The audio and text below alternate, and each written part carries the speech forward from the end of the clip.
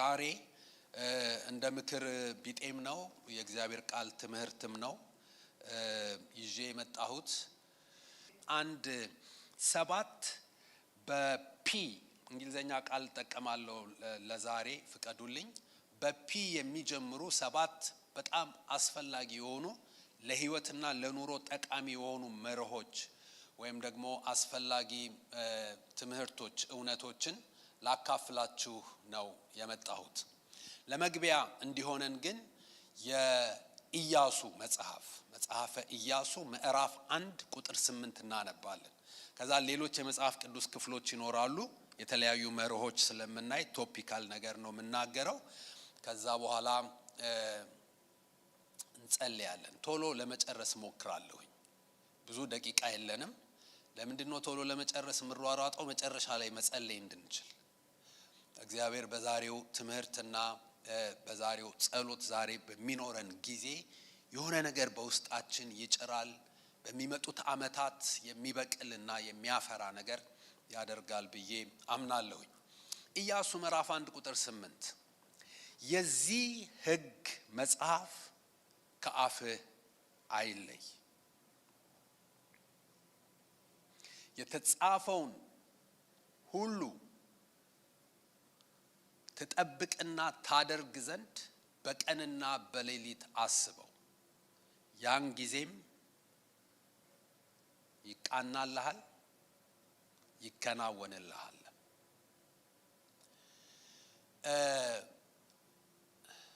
በጣም የሚገርመኝ ይሄንን ሕግ አይደለም የሚለው የዚህ ሕግ መጽሐፍ ከአፍ አይለይ ነው የሚለው ምን ማለት ነው መጽሐፉ እንዳለ the whole book ከአፍ አይለይ ነው የሚለው የተወሰነ ሕግ አይደለም የሚለው የዚህ ሕግ እነዚህ መሰጠህ ሕጎች ወይም ጥሩ የተባሉት ሕጎች ያሉበት መጽሐፍ እሱ እንዳለ ከአፍ አይለይ እሱን አውራው እሱን ተናገረው እሱን ተጫወተው እሱን ተወያየው ስለ ብዙ ነገር ማውራት ይቻላል ብዙ ርዕሶች ላይ መወያየት መናገርና ዕውቀትን መግለጥ መረጃ ማካፈልና ማስተላለፍ ይቻላል ግን እንደ ክርስቶስ ኢየሱስ ደቀ መዛሙርትና ተከታዮች አፋችን ላይ የእግዚአብሔር ቃል ከሌለ ትልቅ ጉድለት ነው አንደበታችን ላይ የእግዚአብሔር ቃል ከሌለ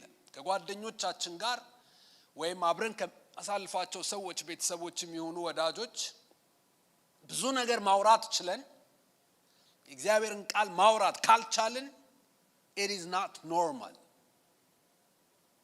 እንደ ክርስቲያን የእግዚአብሔርን ቃል ማውራት መቻል አለብን መጫወት መቻል አለብን ዛሬ ያነበብኩት ቃል ዛሬ የተማርኩት ቃል ሰሞኑን የሰማሁት ቃል ሰሞኑን ወደ ልቤ የመጣው ቃል ሰሞኑን ያጠናሁት ቃል ሰሞኑን የምናገረው ቃል ይሄንን ነገር ስንጫወት ምን ቃል ትዛለኝ መሰለ እዚህ ላይ ምን እንደሚል ታውቂያለሽ መባባል መቻል አለብን ረጅም ሰዓት የእግዚአብሔርን ቃል እየተከፋፈልን በእግዚአብሔር ቃል ውስጥ ያለውን ብርሃን በህይወታችን ውስጥ መከፋፈል መቻል አለብን እና ለኢያሱ የሚለው ወጣት ነው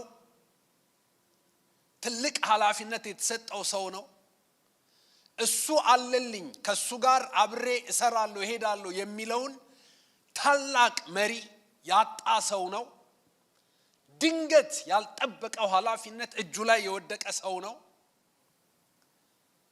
ይሄ ሰው በተሰጠው ኃላፊነት በዚህ በወጣትነቱ ከፊት ለፊት በሚጠብቀው የህይወቱ መስመር ስኬታማ እንዲሆን እግዚአብሔር አምላክ የመከረው ነገር ደግሞ እግዚአብሔር ራሱ ነው የሆነ ትልቅ ሰው አይደለም የመከረው የዚህ ሕግ እነዚህ ሕጎች የተጻፉበት መጽሐፍ የስኬት ምንጭ ነው ይሄ መጽሐፍ የሃይማኖት መጽሐፍ ብቻ አይደለም ይሄ መጽሐፍ ከትራስ ካልጋ አጠገብ የሚቀመጥ መጽሐፍ ብቻ አይደለም ቄሶች ብቻ የሚይዙት መጽሐፍ አይደለም ይሄ መጽሐፍ የመከናወንና የስኬት ሁሉ ምንጭ ነው እዚህ መጽሐፍ ውስጥ ስኬት አለ እዚህ መጽሐፍ ውስጥ በኑሮና በህይወት መከናወን አለ የዚህ ሕግ መጽሐፍ the whole book መጽሐፉ ከአፍ አይለይ እና የተጻፈውን ሁሉ ደግሞ ለማድረግ እንድትችል ለመጠበቅ እንድትችል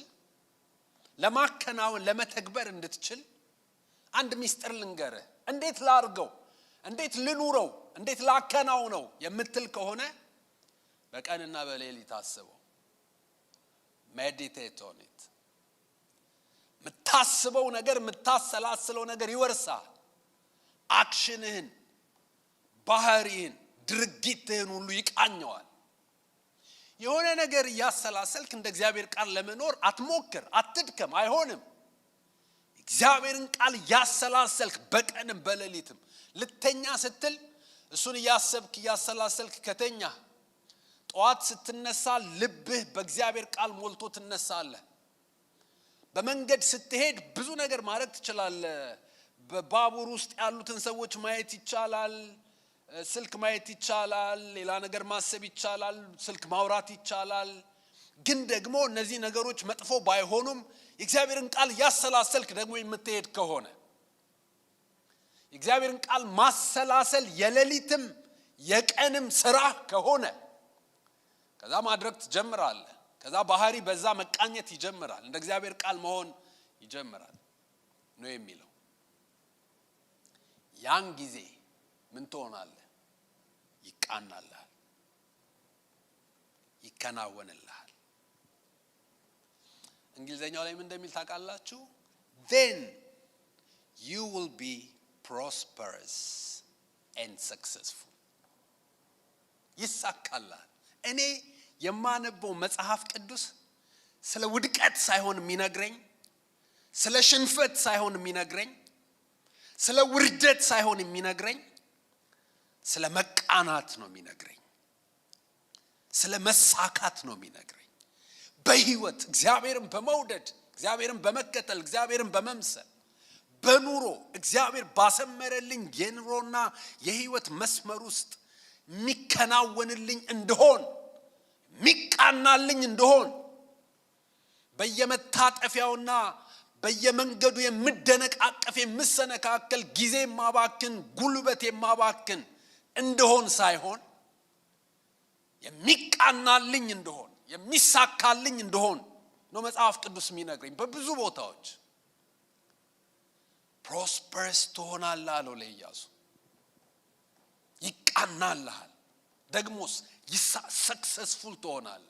whatever you do እኔ በሰጠሁ የህይወት መስመር ከየትኛውም ንጉስ ጋር ስትዋጋ፣ ከዚህኛውም ከዛኛውም ጋር የተጠራህበትን የተፈጠርክበትን እኔ በህይወት ያስቀመጥኩትን ያንን ዓላማና እቅድ በተሳካ ሁኔታ እንድታደርገው ጥበብ ይሰጥሃል፣ ዕውቀት ይሰጥሃል፣ ስኬት ይሰጥሃል፣ ይሆንልሃል፣ ይቃናልሃል። ይሄ መጽሐፍ የመቃናት የመሳካት መጽሐፍ ነው። ከዚህ እንዲሳካልን ይሄ መጽሐፍ ከሚናገራቸው ከሚሰጣቸው መርሆች ወይም ከሚሰጣቸው ምክሮች መካከል ለማስታወስ እንዲረዳን ነው በፒ ሌተር የሚጀምሩ 7 ነገሮችን አካፍላችሁና ከዛ ጸልየን እንጨርሳለን።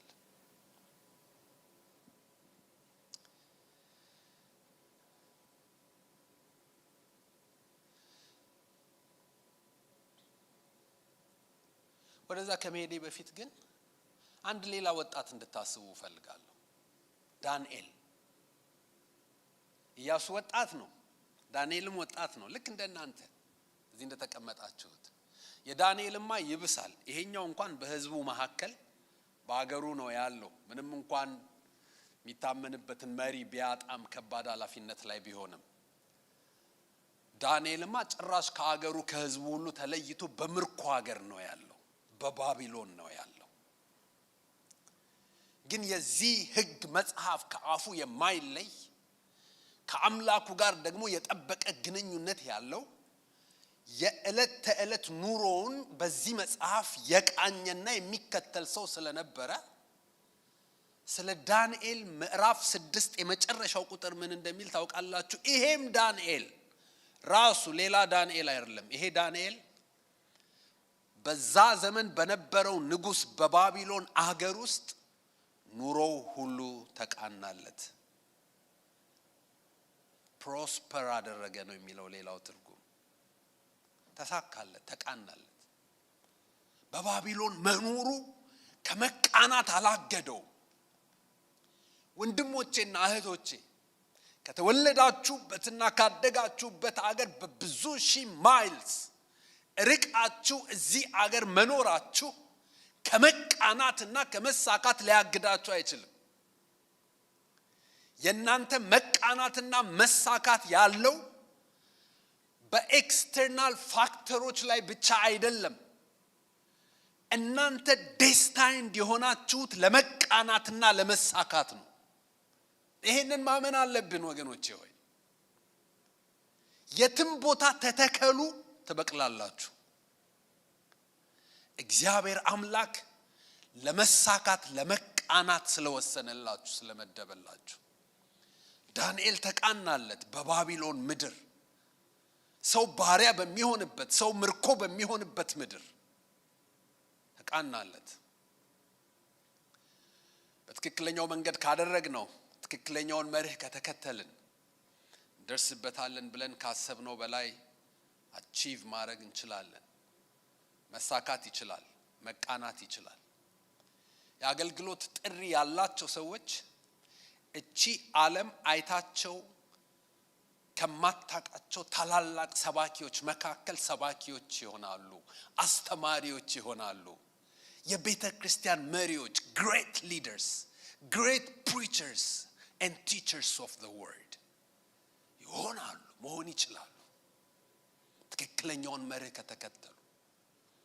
የንግድ መስመር የተሰጣቸው ሰዎች ወይም ደግሞ በአንድ ሙያ ፕሮፌሽን ውስጥ እንዲሰማሩ እግዚአብሔር ያሰመረላቸው ሰዎች በጣም ስኬታማ መሆን ይችላሉ፣ መቃናት ይችላል። ወደ ሩቅ አገር የሚልካቸው ሚስዮናውያን የሚያረጋቸው ሰዎች ካሉ፣ ይሄ ጥሪ በህይወታቸው ካለ አንድ ከተማ ለኢየሱስ ክርስቶስ መማረክ ይችላሉ። አስገራሚ ተጽዕኖ በሚያገለግሉት ማህበረሰብ ላይ ማምጣት ይችላሉ። መሆን ይችላል፣ መደረግ ይችላል። ከዚህ በፊት አድርጎታል፣ አሁንም ያደርገዋል። አይደክምም፣ አይታክትም፣ ማስተዋሉም አይመረመርም።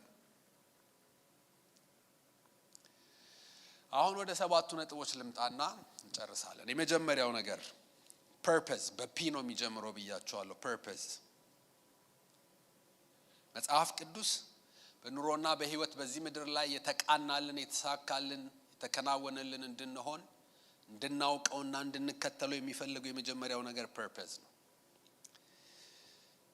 ዓላማ፣ ምክንያት፣ ሰበብ፣ መነሻና መድረሻ ሐሳብ በጣም አስፈላጊ ነው። የምናመልከው አምላክ ባቦ ሰጠኝና በሞቅታ የሚንቀሳቀስ አምላክ አይደለም። የዓላማ አምላክ ነው። የምክንያት አምላክ ነው። እሱን የሚከተሉ ሰዎች እንደዛ እንዲሆኑ ይፈልጋል። ለምታደርጉት ነገር በሙሉ መጀመሪያ፣ ከእንቅስቃሴ ሁሉ መጀመሪያ መነሻችሁ ዓላማ ይሁን፣ ፐርፐዝ ይሁን፣ ምክንያት ይሁን። ለምንድን ነው የማደርገው? በማንኛውም ነገር ውስጥ ሰዎች ሊከቱኝ፣ እንድተባበር ሊያደርጉኝ ሲሞክሩና የሆነ አጀንዳና ፕሮጀክት ይዘው ወደ እኔ ሲመጡ በሚኖረን ውይይት ውስጥ መጀመሪያ የማነሳው ከጥያቄዎቼ መካከል የመጀመሪያው ሁል ጊዜ የዚህ ነገር ዓላማ ምንድን ነው? ለምንድን ነው ይሄ ነገር የተፈለገው? ምን ለማምጣት ነው? ምን ለማግኘት ነው? ምን ለማከናወን ነው? ምንድን ነው ምክንያቱ? ወደዚህ ፕሮግራም ስትመጡ ዛሬ ምሽት ለምን መጣችሁ? ምንድን ነው ምክንያታችሁ? ወደዚህ አገር ለምን መጣችሁ? አሁን የምትሆኑትን ነገር ለምን ሆናችሁ? ሰሞኑን የወሰናችሁትን ውሳኔ ለምን ወሰናችሁ? ምንድነው ምክንያቱ? ምንድነው ዓላማው? ምንድነው ፐርፐዝ? ፐርፐዝ በጣም አስፈላጊ ነው። የስኬት መሰረት ነው። በምሳሌ ምዕራፍ 19 ቁጥር 21 ላይ እንደዚህ ይላል የእግዚአብሔር ቃል፣ በሰው ልብ ውስጥ ብዙ ሐሳብ አለ። የእግዚአብሔር ምክር የእግዚአብሔር ፐርፐዝ ነው የሚለው ሌላው ትርጉም። የእግዚአብሔር ፐርፐዝ እርሱ ግን ይጸናል።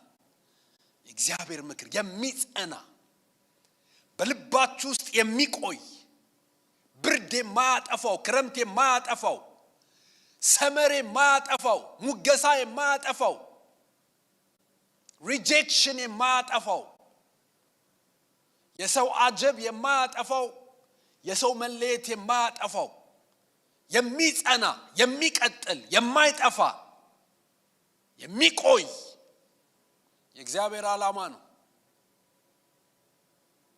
የእግዚአብሔር ምክር የእግዚአብሔር የሆነው እሱ ግን ጽኑ ነው። ለፍስፍስ አይደለም። በሁኔታዎች የሚቀር አይደለም። የሚታጠፍ አይደለም። የሚሰባበር አይደለም። ጽኑ ነው የእግዚአብሔር ዓላማ።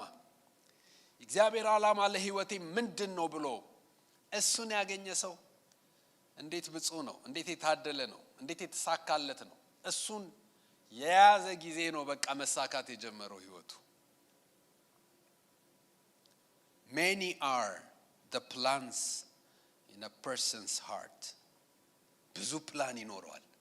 ይህንን ባደርግ ያንን ባደርግ እዚህ ብሄድ እዛ ባደርግ እንደዚህ ብጨብጥ እንደዚህ ብለቅ የሚል ብዙ ፕላን በሰው ልብ ውስጥ እስከ ዛሬ እንኳን ስንት ፕላን ተነስቶ ስንቱን ሸኛችሁት? አንዳንዱ ራሱ ትዝ አይላችሁ። ስንት ነገር ነበር እኮ ይመጣው ፕላን ፕላን ፕላን ፕላን። አንዳንዱን እንዲህ ብዬም ነበር ቢጻፍና ቢቀርብላችሁ እንዲም አርጎኝ ነበር እንዲም ሆኜ ነበር እንዲም ፈልጌ ነበር። የእግዚአብሔር ምክር እርሱ ግን ይጸናል። የእግዚአብሔር የሆነው ግን አይታጠፍም። የእግዚአብሔር የሆነው አይረሳም። የእግዚአብሔር የሆነው አይቀርም። የእግዚአብሔር የሆነው አይሰበርም። የእግዚአብሔር የሆነው ይቀጥላል።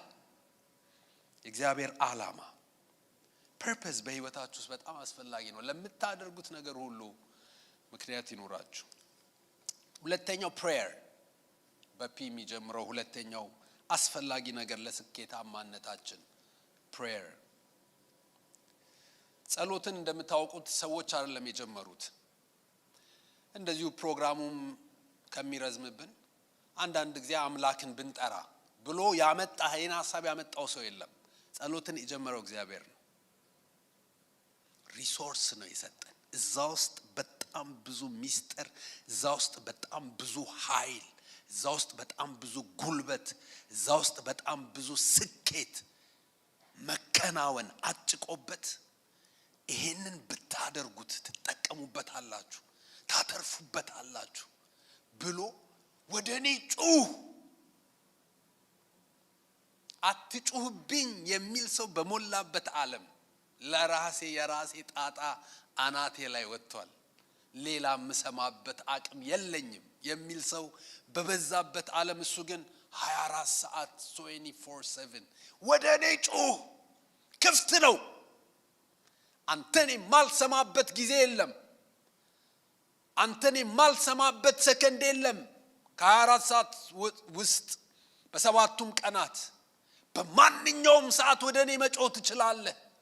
ወደኔ ጩህ። ከዛስ በከንቱ ፈልጉኝ አላልኩም። በከንቱ አይደለም የማስጮህ። በከንቱ አይደለም እንድትንበረከክ፣ እንድትጮህ፣ እንድትቃትት፣ እንድትጸልይ ያደረኩት። እኔም እመልስልሃለሁ። አንተም የማታውቀውን ታላቅና ኃይለኛ ነገር አደርግሃለሁ፣ አሳያለሁ። ይቅርታ። ጸሎት የጽሞና ጊዜ፣ መሰዊያ፣ ዕጣን፣ ምልጃ፣ መቃተት ይባላል። ማቴዎስ ምዕራፍ 6 ቁጥር 6 ላይ ጌታ ኢየሱስ ክርስቶስ በተራራው ስብከት ትምህርቱ ላይ እንደዚህ አለ። አንተ ግን ስትጸልይ ወደ እልፍኝህ ግባ፣ መዝጊያህንም ዘግተህ በስውር ለሚያይህ አባትህ ጸልይ። የሚያይህ እንዴት ነው? አንተም አታየውም፣ እቤትም ውስጥ ያሉት ሰዎች አያዩትም። በስውር ነው የሚሰማ። እዛ ክፍል ውስጥ ተንበርክከ መብራቱን አጥፍተ አልጋው ላይ ወይ ወንበሩ ላይ ወይ ምንጣፉ ላይ ተደፍተ ስትጸልይ አላየኸውም ይሆናል፣ ግን በስውር አለ። በስውር የሚያይ አለ፣ በስውር የሚሰማ አለ። በስውር የሚያይ አምላክ አባት በግልጥ በአደባባይ ይከፍልሃል። በግልጥ ይከፍልሃል፣ በአደባባይ ይከፍልሃል። ሁለተኛው እግዚአብሔር ስኬትን የሰወረበት ነገር ጸሎት እንደቀላል እንዳታዩት ወገኖቼ ሆይ። በቤተ ክርስቲያን ጸልዩ ስለሚባል አይደለም። እንደው ጸሎት የሥራ ፈቶች ጉዳይ አይደለም፣ ጸጋ የበዛላቸው ሰዎች ጉዳይ ነው። መጸለይ የቻሉ ሰዎች አቤት እንዴት ጌታ እንደባረካቸው፣ እንዴት የታደሉ እንደሆኑ። አይ ጊዜም አይደለም ጉዳዩ፣ የጊዜም አይደለም ጸሎት። ይኸው ቀኑን ሙሉ ሊቭ ወስዳችሁ ለ30 ደቂቃ መጸለይ አትችሉ ይሆናል። 10 ደቂቃ መንበርከክ ሊያቅታችሁ ይችላል። መንፈሱ ሲኖራችሁ፣ የጸሎቱ መንፈስ ጸጋው ሲበዛላችሁ ነው የምትጸልዩት። ታዲያ ለሌላ ነገር እንዴት ጊዜ ተገኘ? ለጸሎት ጊዜ ከሌለ ብዙ ከጸሎት የጸሎት ያህል ፋይዳ ለሌላቸው ነገሮች እንዴት ጊዜ ተገኘ? አረ እግዚአብሔር ጸሎትን አይውሰድብን። ያ የጸሎቱ ጥማት ካለ፣ ያ የጸሎቱ ረሃብ ካለ፣ ያ የጸሎቱ ፍለጋ ካለ፣ ጊዜ ባገኘውና በተንበረከኩ የሚለው ሩጫና ግስጋሴ ካለ ጊዜ አይጠፋም። አለ ጊዜ፣ በቂ ጊዜ አለ። ከእንቅልፍ ይቀነሳል፣ ከሌሊት ከብዙ ነገር ይቀነሳል። አፒታይት እንዳታጡ።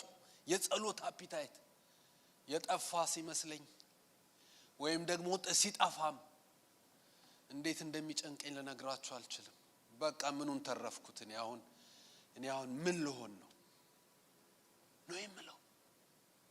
የኔ ሊብሬቲ፣ የኔ ኮንፊደንስ፣ የኔ ነፃነት፣ የኔ ስኬት ያለው እዛ ውስጥ ነው። እሱ ያንን መንፈስ ሰጥቶኝ ከጠዋት እስከ ማታ በፊቱ ከርሜ በወጣው ጊዜ ያሉኝን ስኬቶችና መከናወኖች እኔ ነኝ የማውቃቸው። ምንም ነገር ይሂድ እሱ አይሂድ፣ አባቴን መፈለግ፣ ፊቱን መፈለግ፣ በፊቱ መደፋት፣ መንበርከክ እንዲህ በቀላል የሚታይ ጉዳይ እንዳይመስላችሁ። ፕሬየር እሱ መንፈስ በመጣ ቁጥር፣ እዛ ውስጥ በገባችሁ ቁጥር ራሱ ብዙ ነገር ይቀነሳል ከህይወታችሁ። ብዙ ሩጫ ታቆማላችሁ። መቅበዝበዝ ይቀራል። ማንጋል ደውል አንዱን ደውላችሁ አንዱ ጋር ስትደውሉና ስታወሩ ምትጠረቁ መስሏችሁ ነበር፣ ምትረኩ መስሏችሁ። ግን አውርታችሁ አንድ ሰዓት ልክ ሲዘጋ አልጠገባችሁም። አሁንም ባዶነት ይሰማችኋል። እንደገና ማንጋል ደውል። እሺ የኛውን ሙቪ አየሁኝ። ልክ ይሄን ሙቪ ሳይ ኢንተርቴይንድ መሆን በቃ ረፍ ደስ የሚለኝ መስሎኝ ነበር። ልክ ፊልሙ ሲያልቅ አሁንም ደብሮኛል፣ አሁንም ርቦኛል፣ የውስጥ ረሃብ። አሁንም አልሞላም፣ አሁንም አልጠረቀም። እከሌና አገኘሁት አልሞላም፣ ይሄን አረኩ አልሞላ። እዛ ሄድኩኝ። በጣም ብዙ ገንዘብ አውጥተው ሰዎች ውስጣቸው ያለውን ባዶነት ለመሙላት እንዲረኩ ደስ እንዲላቸው ቲኬት ገዝተው ብዙ ነገር አድርገው ይሄዳሉ። እዛ ሄደው ባዶነት። በጸሎት በእግዚአብሔር ፊት ስታገኙ የምታገኙት ሙላት፣ እርካታ ብዙ ነገር እንዳያስፈልጋችሁ ያደርጋል። ብዙ ነገር እንዳያስፈልጋችሁ እርፍ ድልድል ያደርጋችኋል። እሱ ብቻ አይደለም፣ በህይወትና በኑሮ በጥሪያችሁ ውስጥ ላለው ስኬት በጣም ብዙ ኃይልና ጉልበት የታጨቀበት ቦታ ነው ወገኖቼ ወይ ፕሬየር። ሶስተኛው ፒዩሪቲ ነው። ፒዩሪቲ ንጽህና። በማቴዎስ ምዕራፍ 5 ቁጥር 8 ላይ ልበ ንጹሖች ብፁዓን ናቸው እግዚአብሔርን ያዩታልና። ዕብራውያን ምዕራፍ 12 ቁጥር 14 ያለ ቅድስና እግዚአብሔርን ማየት አይቻልምና። ፒዩሪቲ በጣም አስፈላጊ ነው ወንድሞቼና እህቶቼ። በዛ መስቀል ላይ የፈሰሰው ደም ዋነኛ ዓላማው እኛን ንጹህ ማድረግ ነው፣ እኛን ማጠብ ነው፣ እኛን ማጽዳት ነው።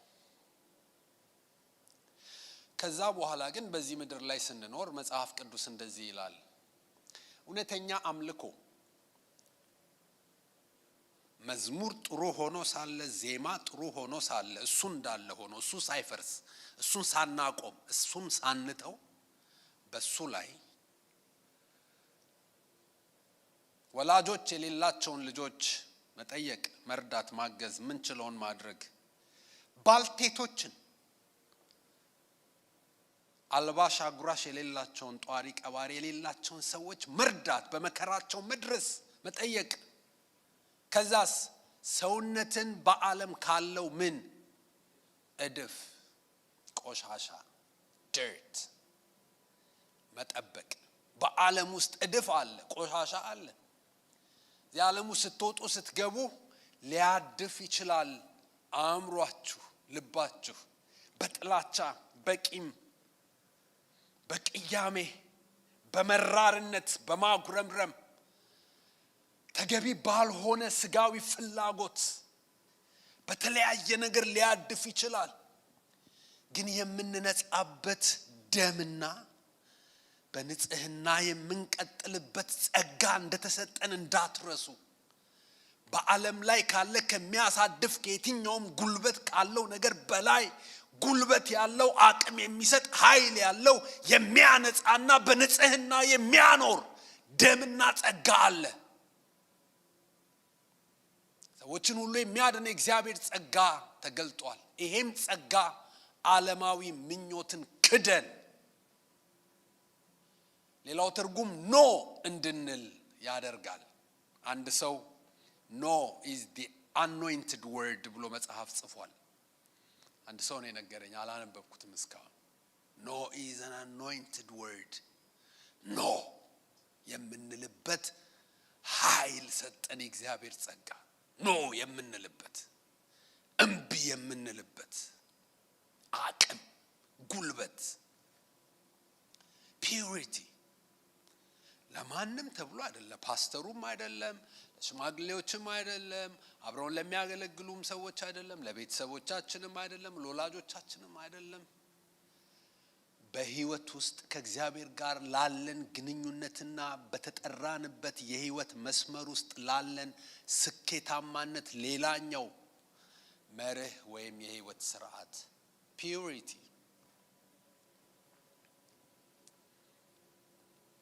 አራተኛ ፕሬዘንስ፣ የተገለጠ መገኘት፣ ሃልዎት፣ ህልውና ወይም አብሮነት። ፕሬዘንስ የሚገርማችሁ እስካሁን የጠራሁላችሁ ነገሮች በፒ የሚጀምሩት እርስ በርስ የሚያያዙ ናቸው። እርስ በርስ የሚያያዙ ናቸው። አንዱ ወደ አንዱ ይመራል። ፐርፐዝ ሲኖራችሁ ያንን ለማሳካትና መሬት ላይ ለማውረድ ወደ ጸሎት ያመጣችኋል።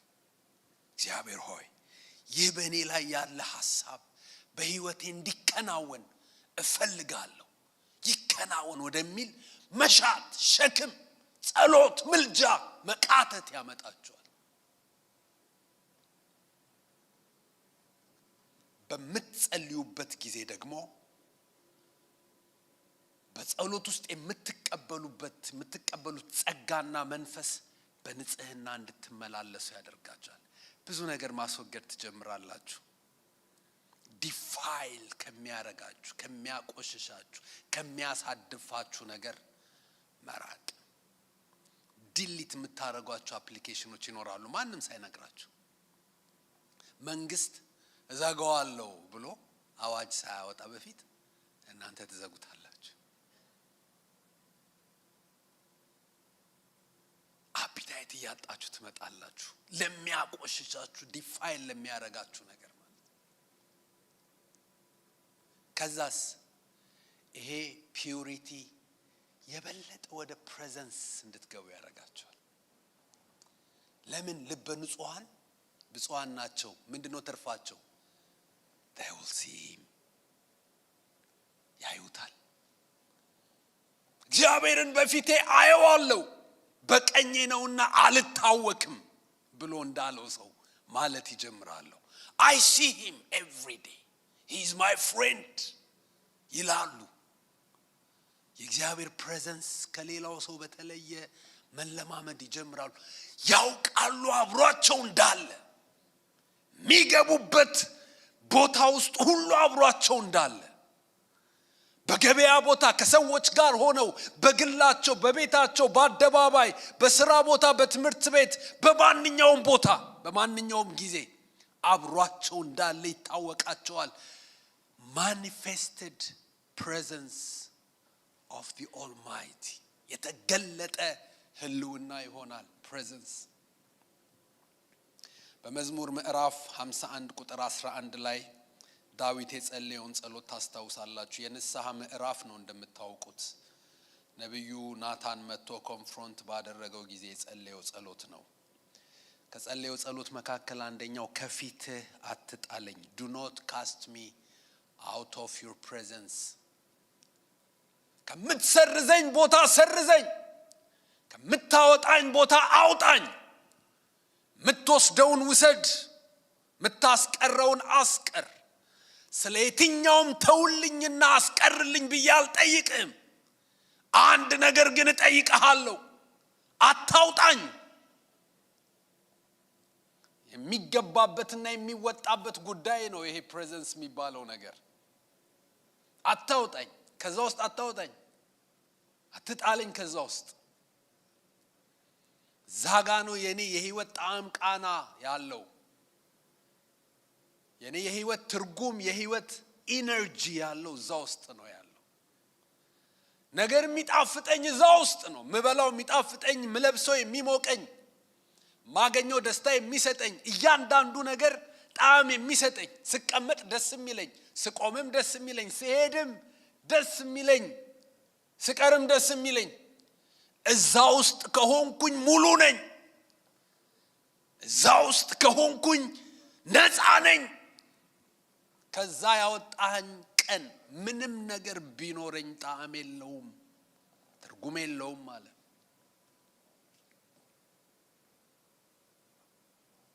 ቅዱስ መንፈስህን ከላይ ላይ አትውሰድብኝ። ይሄን የለመደ ሰው ፈሪ ነው። ፈርቶ እኮ ነው። እኔ አልችልም ማለት ካለዛ አልችልም፣ ፈራለሁ። ከዚህ ውስጥ ወጥቶ ያለውን ዓለም እንዴት ፌስ አደርገዋለሁ? ከዚህ ውስጥ ወጥቼ በምን አቅሜ፣ በምን ጥንካሬ? ብርቱ መስዬ እኮ የምታየው እዛ ውስጥ በማይነጥፈው ኃይል ሰማያዊ በሆነው ኢነርጂ ነው እንጂ ተሞልቼ እኮ የራሴ ጥንካሬ አይደለም። ጦርነትን ድል ያደረግኩት፣ አገሪቱን የመራሁት፣ እዚህ የደረስኩት ከረኝነት ተነስቼ ብዙ ጦር፣ ብዙ ሰይፍ፣ ብዙ ምድረበዳ፣ ብዙ በረሃ፣ ብዙ መሰናክል አልፌ እዚህ ጋር መድረስ የቻልኩት ከራሴ አይደለም፣ በእኔ አይደለም፣ በመገኘትህ ነው።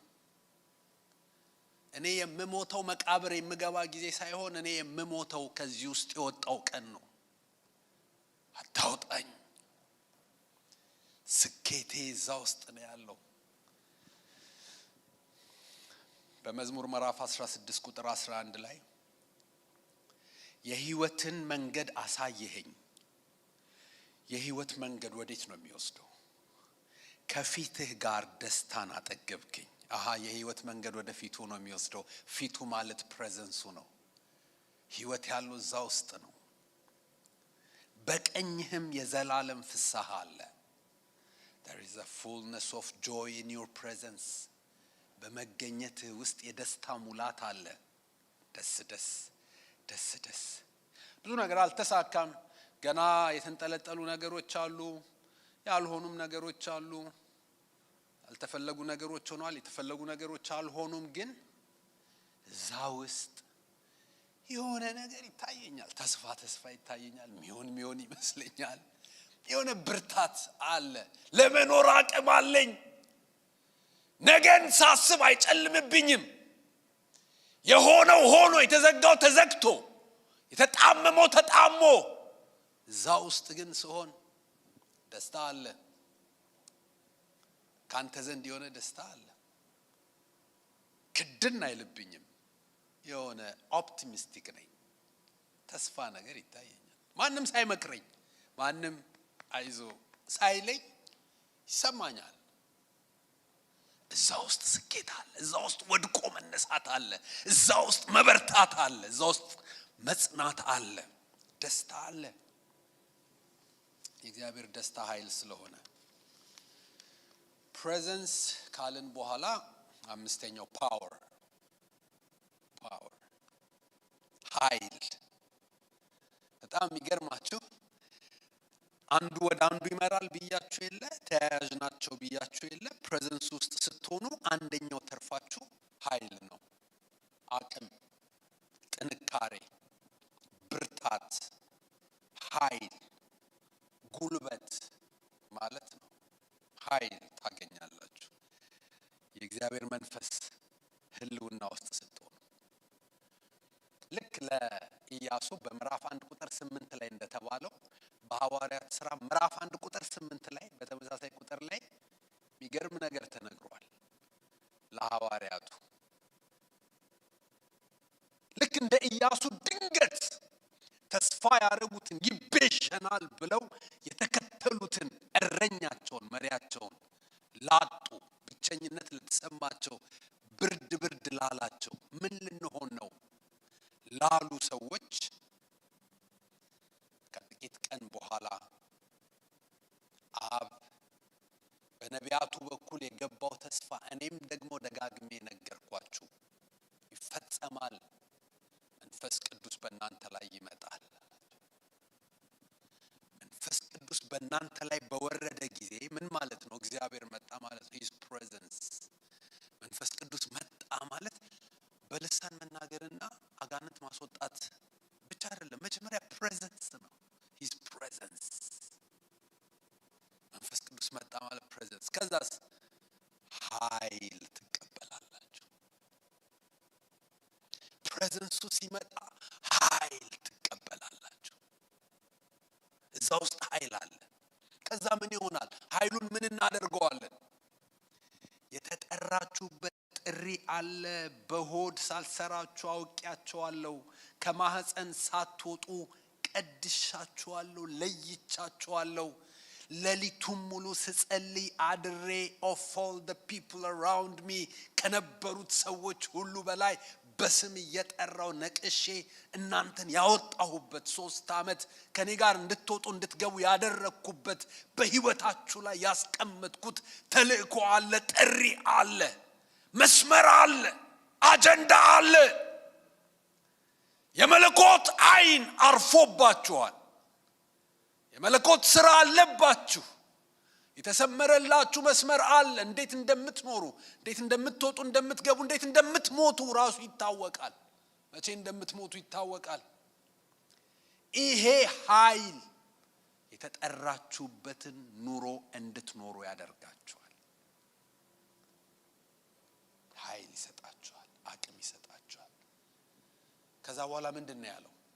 በኢየሩሳሌም፣ በይሁዳ፣ በሰማሪያ አንሊሚትድ እስከ ምድር ዳር ድረስ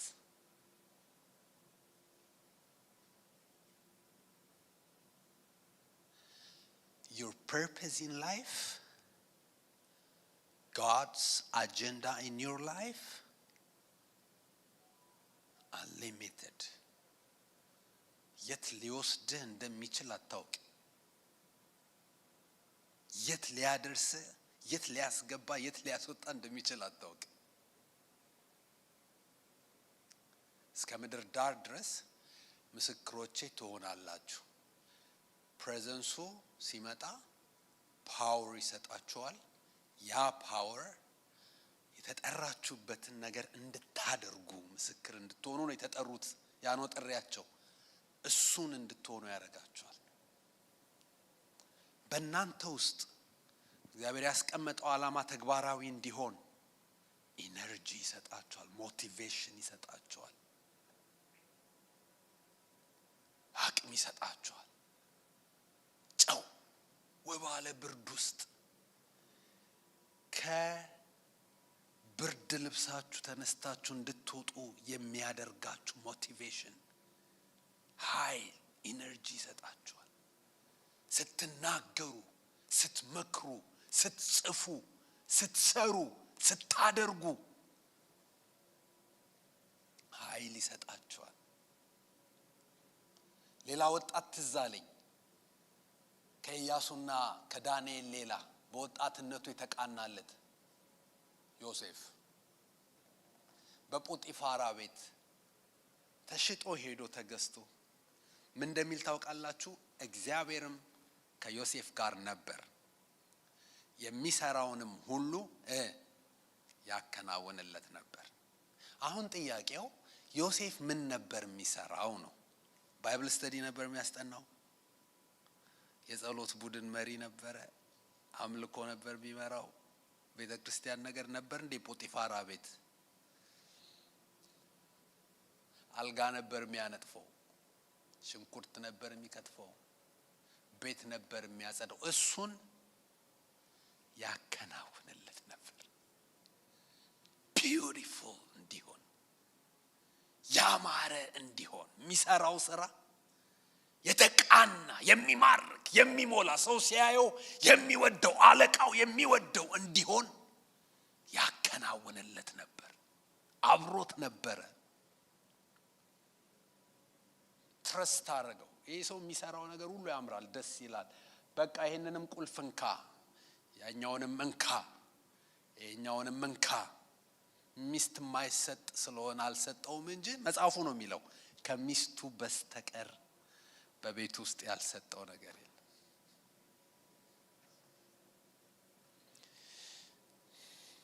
ስድስተኛ ፕሮሰስ።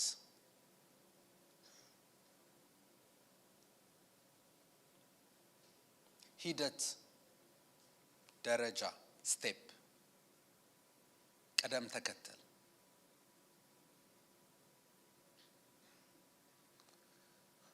እግዚአብሔር በህይወታችሁ ያለው ነገር ሐሳብ ወደ መሳካት፣ ወደ መከናወን እንዲመጣ ሌላኛው ማወቅ ያለብንና መረዳት ያለብን፣ መያዝ ያለብን ነገር ፕሮሰስ።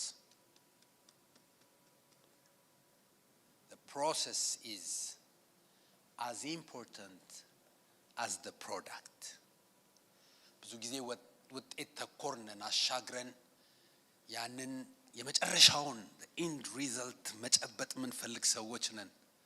እግዚአብሔር ደግሞ ከውጤቱ ጋር አብሮ ሂደቱን ይፈልገዋል፣ ፕሮሰሱን ይፈልገዋል፣ እያንዳንዱን ቅደም ተከተል ይፈልገዋል።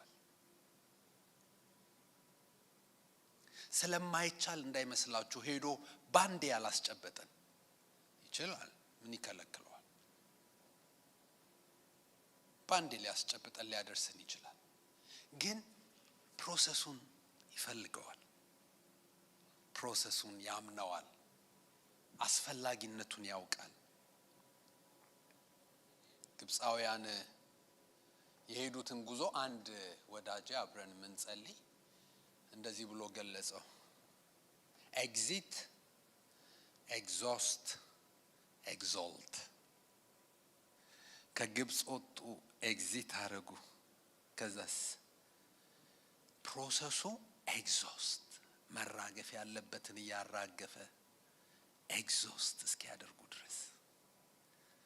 ከዛ ግን ኤግዞልት ይጠብቃቸው ነበር በመንገዱ መጨረሻ ላይ። at the end of the process፣ በሂደቱ መጨረሻ ላይ ክብር አለ፣ ውጤት አለ፣ ድል አለ። መጽሐፍ ቅዱሳችን በኢሳይያስ ምዕራፍ 40 ቁጥር 31 ላይ እግዚአብሔርን በመተማመን የሚጠባበቁ ግን ኃይላቸውን ያድሳሉ።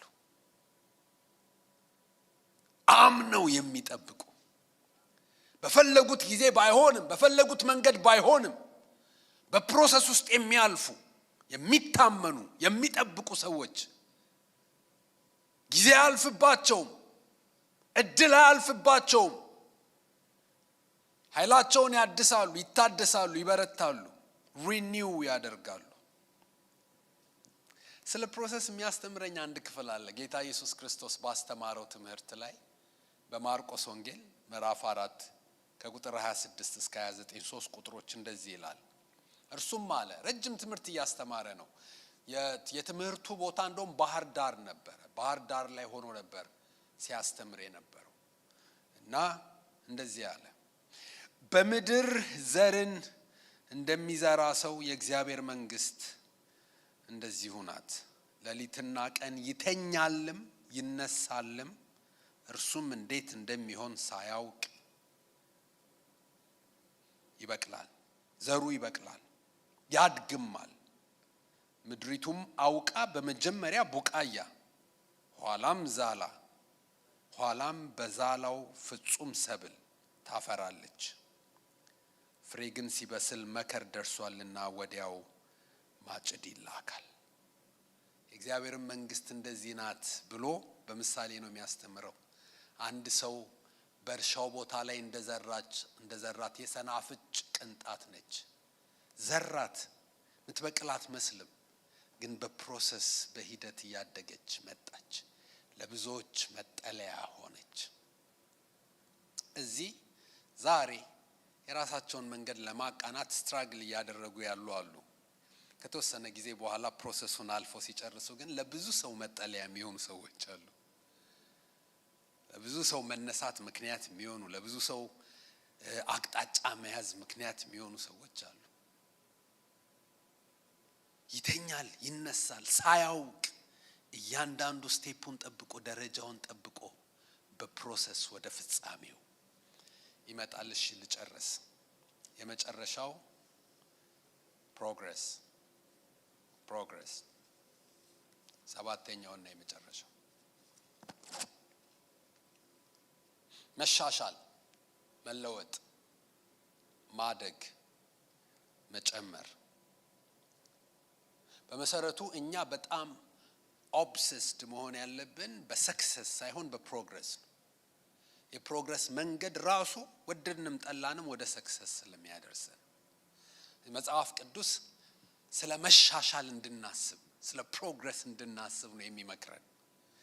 በአንደኛ ጢሞቴዎስ ምዕራፍ 4 ቁጥር 15 ላይ ሐዋርያው ጳውሎስ ለወጣቱ አዲስ የቤተ ክርስቲያን መሪ ሲመክረው እንደዚህ ያለው፣ ማደግህ በነገር ሁሉ እንዲገለጥ ይህን አስብ፣ ይህን አዘውትር አለው። Be diligent in those matters. Give yourself wholly to them, so that everyone may see your progress. ማደግህ በነገር ሁሉ እንዲገለጥ የሚለውን ምንድነው የሚለው? እንዲገለጥ የሚለው እንዲታይ፣ ሌሎች ሰዎች መሻሻልህን እንዲያዩ፣ ፕሮግረስህን እንዲያዩ፣ ራስህን እዛ ላይ ሊያድግባቸው የሚገቡትን ነገሮች ዘርዝሮለታል ከላይ። እነዚህ ነገሮች ላይ ትጋ፣ ልብህንና አይንህን እዛ ላይ አድርግ። ከዛስ ሰዎች መሻሻልህን ያያሉ፣ ፕሮግረስ ማድረግህን ያያሉ። በእያንዳንዱ ቀን በጣም ራሳችሁን ኢቫሉዌት ማድረግ ያለባችሁ አንድ ጥያቄ ነው። Am I making progress? ቀን መጥቶ ቀን ሲሄድ የመሻሻል ጎዳና ላይ ነኝ? ከትናንትናው ዛሬ ይሻላል? ከዛሬው ደግሞ ነገ የሚሻልበትን መንገድ ይዣለሁ?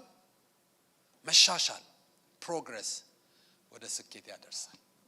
እግዚአብሔር አምላክ ከዚች ቀን ጀምሮ ወደፊት ያለውን ዘመናችሁን በስኬት በመከናወን ይሙላላችሁ።